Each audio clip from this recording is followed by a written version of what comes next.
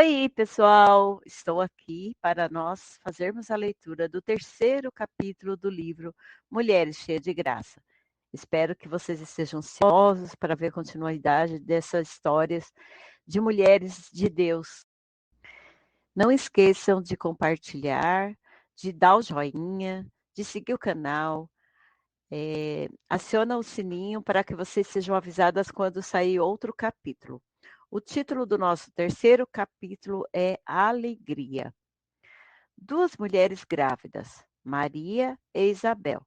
Nossa referência está em Lucas, capítulo 1, versículo 35 a 55. Você se lembra da história do garotinho que visitou a fazenda da vovó um domingo? O carneirinho veio ao seu encontro saltando de alegria. O cão saltava e balançava a cauda. Sente-se, Robert. Hoje é domingo e você não deve andar saltando por aí, disse o garotinho. Depois, vendo a mula parada, com as orelhas caídas, olhos tristes, cabeça curvada, ele falou: Ah, minha avó diria que você é o único cristão verdadeiro nessa fazenda. Ser cristão significa não ter nenhuma alegria? Sério? Significa não ter bons momentos? Você deixa que um problema entristeça facilmente? E numa fila de supermercado, qual os rostos que refletem a alegria? Que diz você do seu próprio rosto? O coração triste cansa ao percorrer curta distância. Provérbios capítulo 17, versículo 22 afirma que o coração alegre é bom remédio, mas o espírito abatido faz secar os ossos. Você reconhece quão profunda verdade há aqui? A alegria pode ser o antídoto para os males de nosso mundo, de nossas igrejas e de nossa própria vida. O fruto do espírito é a alegria. A alegria é resultado natural de nossa salvação, a manifestação exterior de um bem-estar íntimo. Temos visitado muitos lares enquanto viajamos entre igrejas em nossos períodos de férias. Encontramos muitos deles desanimados e amargurados, sem alegria. A família ainda vai à igreja e talvez até pague os dízimos, mas não há ânimo, não há alegria. O coração jubiloso torna o passo leve. A alegria aumenta a nossa eficiência. Pense a respeito de sua própria vida. Tem sido ela amargurada? Isabel, a estéril. Recorramos à palavra e leiamos em Lucas, capítulo 1, versículo 35 a 55. A história de duas mulheres cheias de graça que conservaram a alegria numa situação difícil. A primeira é Isabel, mulher idosa, que viveu a vida toda sem ter filhos, servindo no templo com seu esposo sacerdote. De repente, aos 70 anos de idade, ela descobriu que estava grávida. Este fato a aliviaria do estigma de ser uma esposa judia estéril. Mas onde encontraria ela força para dar à luz um filho, quando seu corpo não era jovem? De que modo isso interferiria em seu ministério junto ao marido? E como poderia ela cuidar de um bebezinho? E, do outro lado, Maria, a Virgem. Por outro lado, encontramos bela, jovem, solteira, tido em alto conceito na aldeia. Ela ia sempre com as outras jovens tirar água do poço. Porém, seu corpo agora começava a avolumar-se com a gravidez. As mães meneavam a cabeça e advertiam as filhas: afastem-se de Maria. Ela se meteu em apuros. Maria foi mal interpretada, olhada com desdém e difamada. Sua própria família passou a sentir a pressão social. Havia a possibilidade de um noivado rompido. As leis judaicas diziam que José devia levá-la para fora e apedrejá-la até a morte. Poderia ela estar segura de que entendera o que o anjo realmente lhe falara? Por toda parte ao seu redor havia reprovação. As velhas cochichavam entre si, as moças a evitavam. Sofrer a dor moral e ser mal interpretada é muito mais traumático do que o castigo físico. Essas coisas ferem a nossa natureza interior e podem extinguir o fogo da nossa alegria. Gravidez aos 70 anos ou aos 17. Em ambos os casos, há sempre problemas. Como esperamos? Lemos que Isabel esperou pelo nascimento de seu filho João. Creio que ela orava por este ser que se formava dentro dela. Cercou-se com pensamentos positivos. Deus estava preparando o evangelista que seria o precursor de nosso Senhor. 6 meses depois, Maria se encaminhou à aldeia da montanha para visitar a prima Isabel. No momento em que Maria bateu à porta e perguntou: Alô, como vão todos aqui? Isabel respondeu: Ó, eu sinto a presença da vida. Meu bebê saltou de alegria. O milagre do nascimento. Quando o bebê se movimenta dentro de nós, à medida que o nosso corpo aumenta de volume, quando ele nos chuta sob a costela ou estica o bracinho para a nossa região pélvica, sentimos certo desconforto. E também há aqueles primeiros dias de náusea, quando tudo se revira no estômago. Poderíamos permitir que o antagonista e o medo destruíssem a nossa alegria. É doloroso, a pele vai se esticando e deixando marcas. Isso me desfigurara para a vida toda. Vou perder a minha elasticidade muscular. Salmo 139, do versículo 1 ao 18, porém nos ajuda a ver o milagre do nascimento. Deus sabe tudo a respeito do bebê. Ele cerca a futura mamãe com seu cuidado desde o dia da concepção. Pense no grande milagre à medida que o bebê se desenvolve.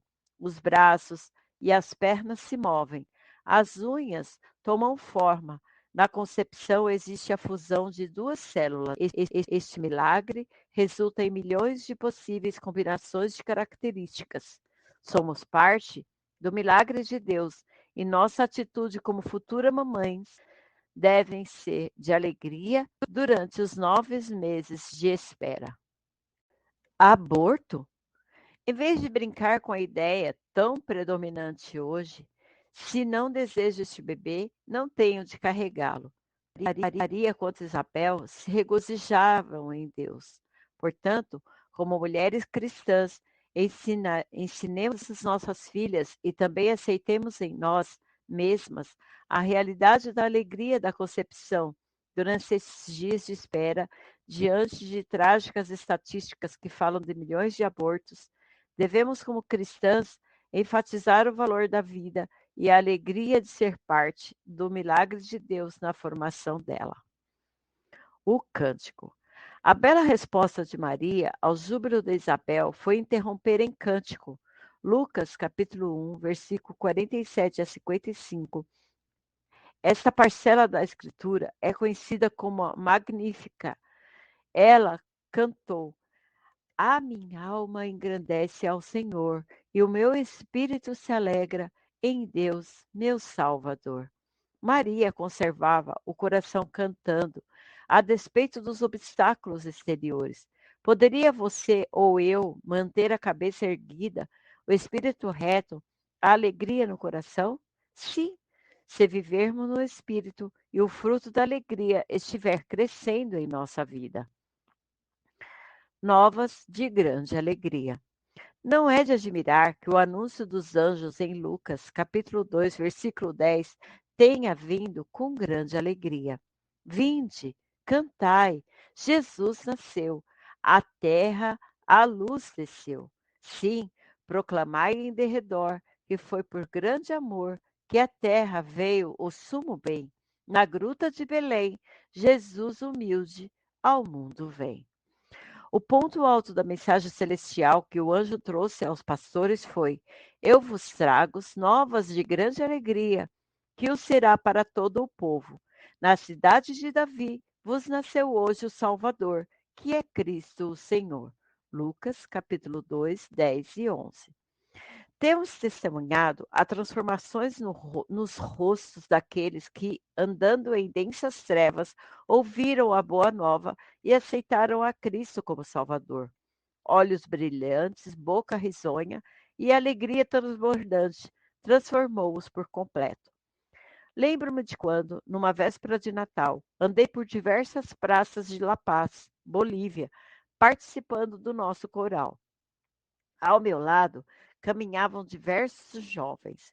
Rosário, uma cristã recém-convertida, disse: Não sei por que esperei tanto tempo. Desde que abri o coração a Jesus, tenho tido tanta alegria. Porém, não há alegria no paganismo. Esteja ele numa nação que se diz cristã ou num país declaradamente pagão ou ateu. As pessoas podem tocar seus tambores e cantar, mas seus corações estão vazios. Só Jesus proporciona a alegria. O que alegria significa para nós hoje? A alegria é o nosso privilégio cristão, é a melhor propaganda do Evangelho. Como diz em João, capítulo 15, versículo 11, temos plenitude de alegria. E em João, capítulo 16, versículo 22, ninguém pode tirar nossa alegria. Em 1 Tessalonicenses, capítulo 1, versículo 6, alegria no Espírito Santo. Em Tiago, capítulo 1, versículo 2 e 3, alegria em meio aos problemas. Segundo tópico, a alegria é a nossa força. Neemias 8, versículo 10. A alegria do Senhor é a nossa força. Abacuque, capítulo 3, versículo 17 a 18. E sejamos alegres a despeito das circunstâncias. Tópico 3. A alegria é o nosso remédio. Provérbios, capítulo 17, versículo 22. É remédio para o que nos aflige. Isaías, capítulo 61, versículo do 1 ao 3. Substitui a tristeza. Tópico 4. A alegria torna-nos realmente realizadas. Salmo, capítulo 16, versículo 11. Alcancemos a plenitude da alegria.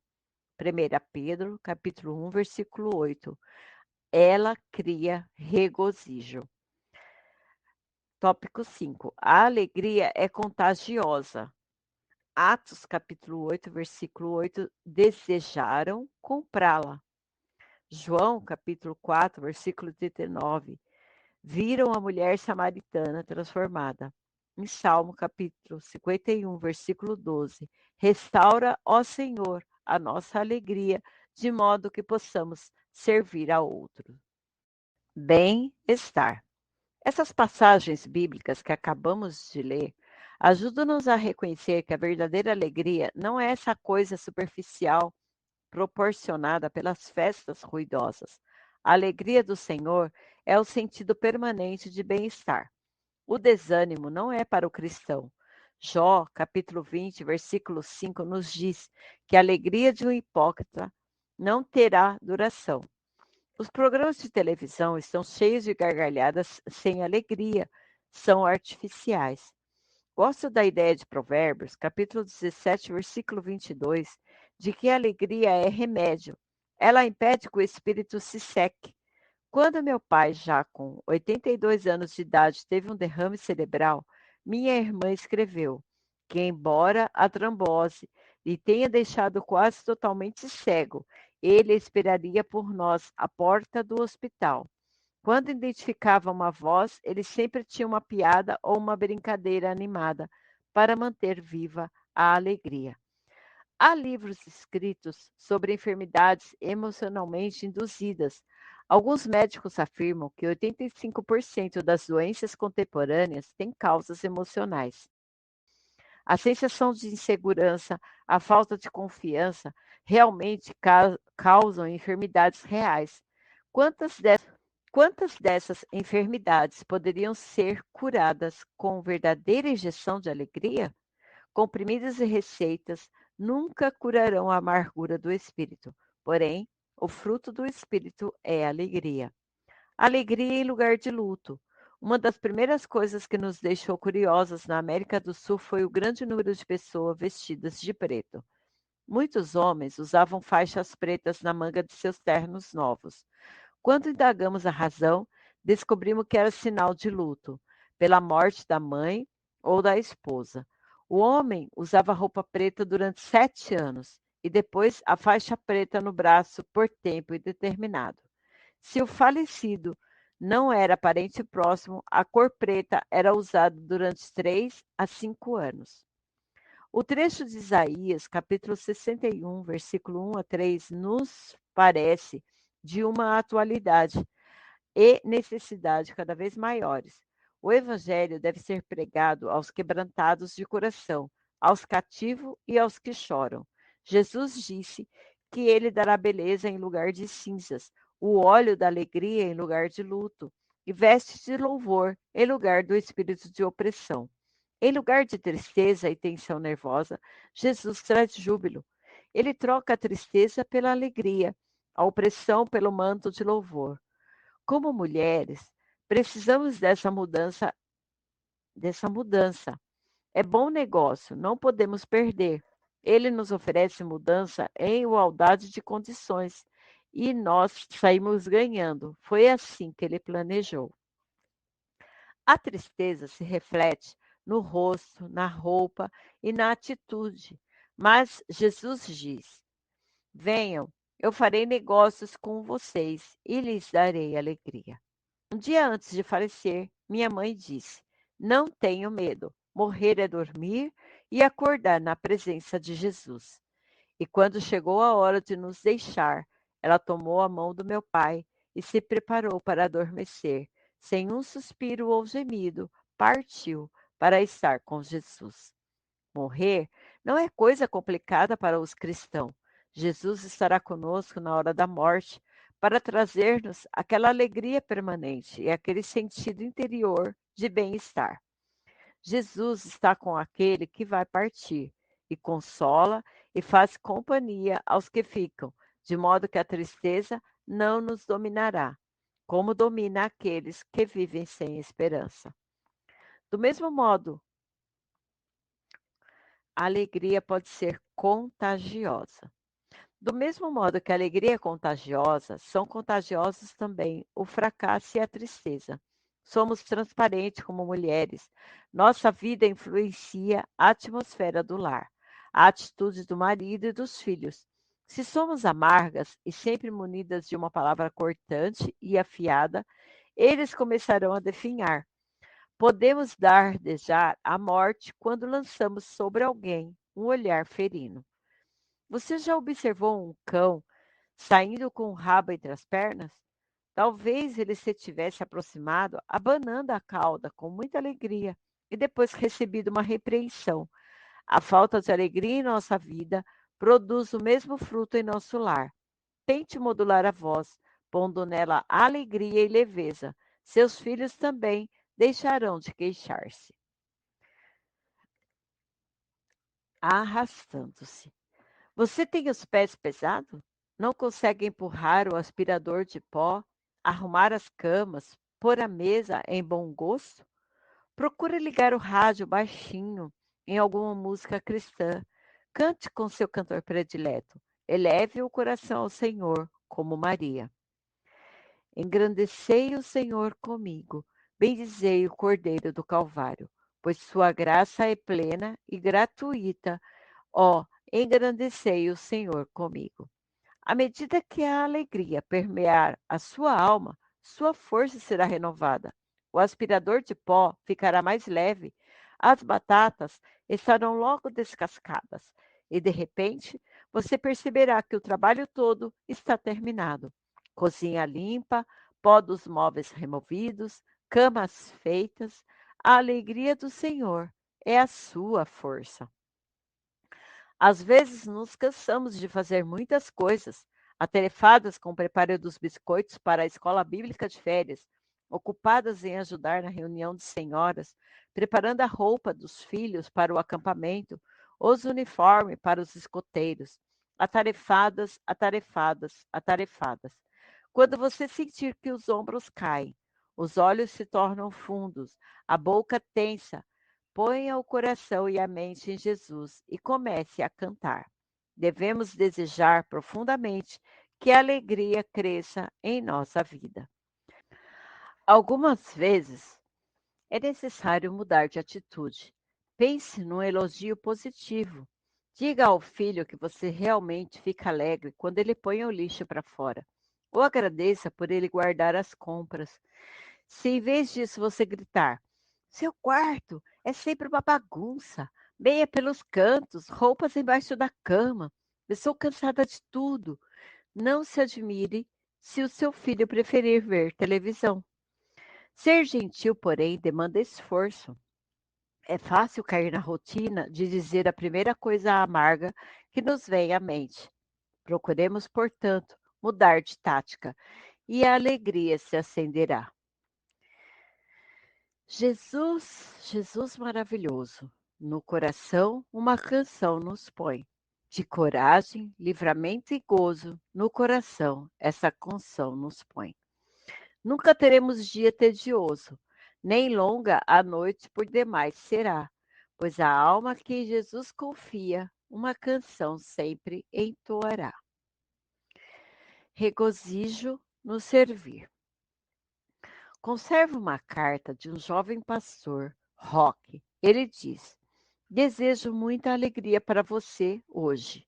Nós aqui nos regozijamos muito no Senhor nas últimas 3 semanas. Essa linha eu a sublinhei de vermelho, porque ela me alegra o coração. À medida que continua, Roque fala de um retiro da mocidade em que os jovens estudaram acerca da adoração, do testemunho, do senhorio de Jesus e de como conhecer e usar o dom que ele dá. Depois ele acrescenta: foi uma tremenda experiência para nós a saída repentina de duas das principais pessoas que iam cozinhar. E Sherry teve de se encarregar do preparo das refeições para todos aqueles jovens. Isso trouxe inspiração para nós ambos. Ela desempenhou a tarefa maravilhosamente bem. Lembrei-me de Sherry. Estava grávida de 8 meses naquela ocasião e decidira ir ao retiro para estudar e compartilhar. Entretanto, viu-se obrigada a assumir todo o trabalho da cozinha no último momento, e ele diz que se haviam regozijado. Não é formidável? Nunca coloque tudo a perder. Vem-me à lembrança o dia em que meu marido e eu passamos com Rock e Sherry na escola em que eles se graduaram para o trabalho missionário. Era o aniversário natalício de Sherry, de modo que resolvemos sair e almoçar fora. Sherry vestia linda saia de linho branco, mas inesperadamente seu bebê deixou-a toda molhada. A caminho do restaurante, acabou a gasolina do carro, bem numa ruela. Com o capô do carro erguido, nos assentamos ali, enquanto meu marido foi procurar um posto de gasolina. A umidade do ar era alta e nossos penteados recentes começavam a desalinhar-se. Um senhor gentilmente deu-lhe carona e o trouxe de volta com o combustível. Abastecido o carro, voltamos ao posto para completar o tanque. O frentista, descuidadamente, deixou a mangueira frouxa na boca do tanque e acabou borrifando gasolina no terno novo de Rocker. Além disso, seus sapatos se encharcaram a ponto de queimar-lhe os pés. Paramos então numa loja para comprar meia e Rock foi ao lavatório lavar os pés. Estamos quase lá, avisou Sherry. Vejo uma placa indicando a próxima saída da rodovia que devemos tomar, e ali está. Ora, ora, passamos a saída. Bem, nada de afligir-nos, disse Roque. Tomaremos a próxima indicação e faremos o retorno. A saída seguinte estava mais distante do que esperávamos, mas finalmente fizemos o retorno e erramos de novo. Chegamos atrasados, com calor, famintos, porém sem perder a calma. Mais tarde, imaginamos que não poderia ter acontecido muita coisa mais. Entretanto, não houve uma só palavra de reclamação, e mesmo um sorrisinho torto ou qualquer indício de contrariedade. E como nos teria sido fácil perder a alegria se isso tivesse acontecido, teria soado assim. Por quê? Por quê? Por quê? Porque você esqueceu de pôr gasolina no carro. Você bem sabe que o ponteiro indicador de combustível não está funcionando. Não devia confiar nele. Por que tomou aquela estrada estreita, sabendo que ali não havia nenhum tráfego? Por que não começou a preparar-se mais cedo? Por que aumentou a velocidade a ponto de perder a saída? Por que não reduziu a marcha? Por que não me dá ouvidos? Eu lhe disse onde devia sair. Por que está sempre me dando ordens? Por que parou tão perto da bomba? Não sei mesmo por que nos levantamos hoje. O queixume poderia ter continuado toda a tarde, pondo tudo a perder. O dia teria sido amargo para todos nós, porém, a alegria era o remédio para a nossa situação. Deus nos ajudou a conservar felizes os corações. Podemos rir-nos de nossos problemas. O senso de humor, juntamente com a alegria interior, ajudam muito em circunstâncias difíceis. Na realidade, é em crises assim que o caráter da pessoa se revela. Minha oração a seu favor é que a alegria do Senhor seja a sua força e o seu remédio, e que ela seja plena. Agora, como tarefa, vamos responder um questionário de reflexão. Encontro com a verdade. Você já conheceu alguma mulher que tenha enfrentado a gravidez com pavor? Como podemos mostrar a beleza desse acontecimento valendo-nos do Salmo 139? Pergunta 2. O primeiro versículo de Salmo 139 diz que Deus nos conheceu desde o começo. O versículo 13 diz que ele nos teceu no ventre de nossa mãe. O versículo 14, que somos formados de modo maravilhoso. Como relacionar esse conhecimento com os sentimentos populares acerca do aborto hoje em dia? 3. O que deveríamos ensinar aos jovens a respeito da santidade da vida? 4. De que modo você acha que a atitude de alegria de Maria beneficiou a Jesus? 5. O que é a plenitude de alegria que experimentamos em Cristo? Leia João capítulo 15, versículo 11 e Salmo 16, versículo 11. De que modo uma 6. De que modo uma atitude de alegria nos ajuda quando temos muito trabalho a fazer? 7. Abacuque 3, do 17 ao 19, está entre as mais belas peças poéticas já escritas. Qual é a sua mensagem? 8. Dê algumas das circunstâncias que você enfrenta quando necessita da alegria, esse fruto do Espírito. 9.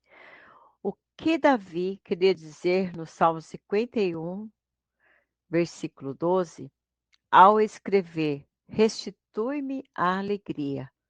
Como foi que ele a perdeu? Quando é que necessitamos da restituição da nossa alegria? Manda uma mensagem para mim, eu vou deixar o meu WhatsApp na descrição do comentário, logo abaixo. Deixe o seu like, ative o sininho, compartilhe com muitas pessoas, faça pergunta, deixe o comentário para que o YouTube ache um material relevante e que outras pessoas possam ser alcançadas. Se inscrevam, me ajudem, por favor.